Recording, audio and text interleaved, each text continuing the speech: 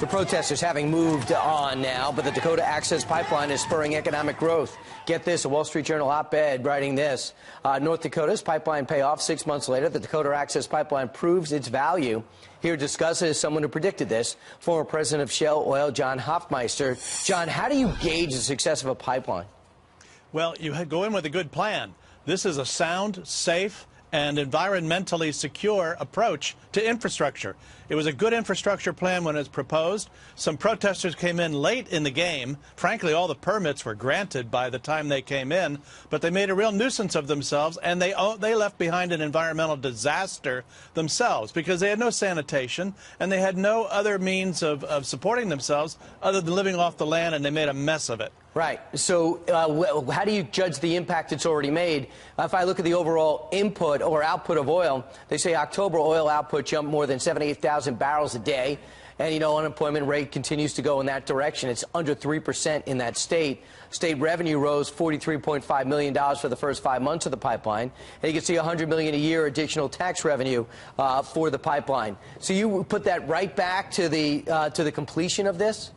Absolutely. We needed that infrastructure as an industry in order to get North Dakota back up over 1 million barrels a day, which they've done.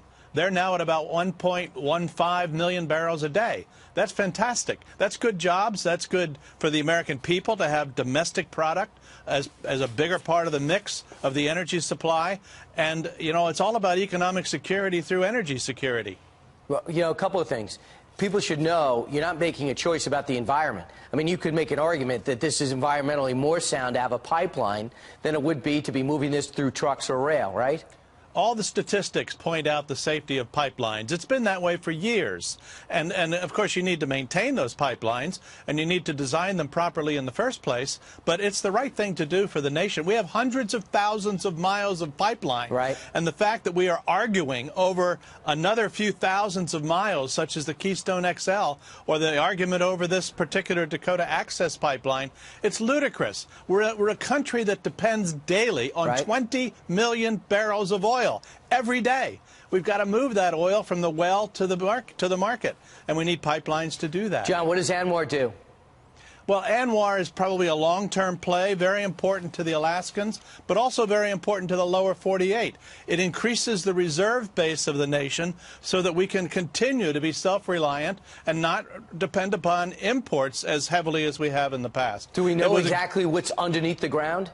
Well, we have to look at it again. It's been quite a while. We know there are billions of barrels. That's a good start. So how many billions, we can determine that, and how many of those billions of barrels are actually producible. And remember, we're only talking about a very small section of ANWR, and it's an area that should be able to be developed. It's onshore, so it's less risk than the offshore. But it's still going to take time to develop it. And real quick, where do you think the price of oil is going in 2018?